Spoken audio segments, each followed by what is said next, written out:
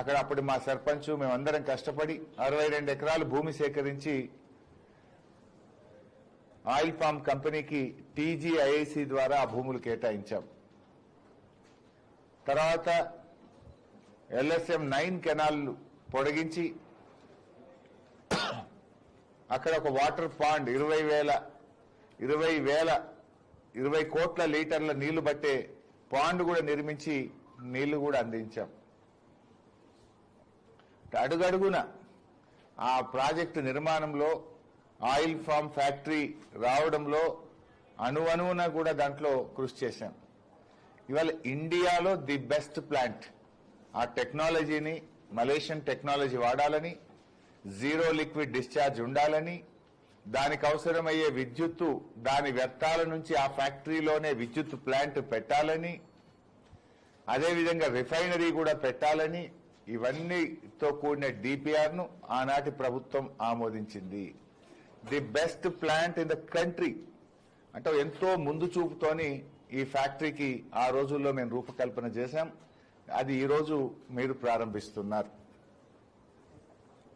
అందుకే అన్నాను, మాది శ్రమ ఫలితం, మీది శిలాఫలకం అని. సో ఆయిల్ పామ్ ఫ్యాక్టరీ 300 కోట్ల నిర్మాణంలో, ఆయిల్ పామ్ పంట ఈ ప్రాంతానికి రావడంలో అది BRS ప్రభుత్వం చేసినటువంటి కృషి. రెండవది, ఒక 4 భవనాలు ఈరోజు రేవంత్ రెడ్డి గారు ప్రారంభిస్తున్నారు.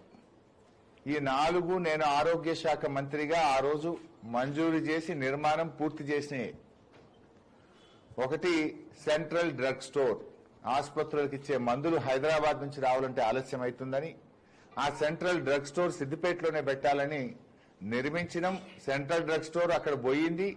2 సంవత్సరాల నుంచి సెంట్రల్ డ్రగ్ స్టోర్ పనిచేస్తుంది, అక్కడే పనిచేస్తుంది. దానికి పలికేసుకుంటుండే ఇవాళ. ఈ సెంట్రల్ డ్రగ్ స్టోర్ అనేది మరి 3,60,00,000తో నిర్మాణం అయిపోయి 2 సంవత్సరాల నుంచి అక్కడ ఫంక్షన్ చేస్తుంది. ఆల్రెడీ అందులో డ్రగ్ స్టోర్ పోయింది, పనిచేస్తుంది. దానికైనా పలికేసుకుంటుండే ఇవాళ. ఇక రెండవది ఆయుష్ హాస్పిటల్.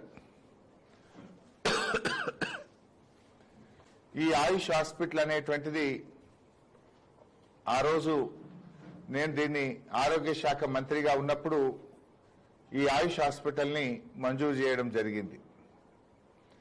ఈ ఆయుష్ హాస్పిటల్ దాదాపు 25 కోట్ల రూపాయలతోని మంజూరు చేశాం. ఆల్రెడీ ఆయుష్ హాస్పిటల్ పూర్తయింది, అక్కడ ఓపీ నడుస్తూ ఉంది. దానికి నువ్వు పలికేసుకుంటున్నావు, ఇవాళ శిలా పలికేసుకుంటున్నావు. దానికి ఇంకా పూర్తి స్థాయి సిబ్బంది నియామకం చేయలే, నువ్వు దాన్ని ఫుల్లీ ఫంక్షనల్ చేయలే. దాన్ని ఏమి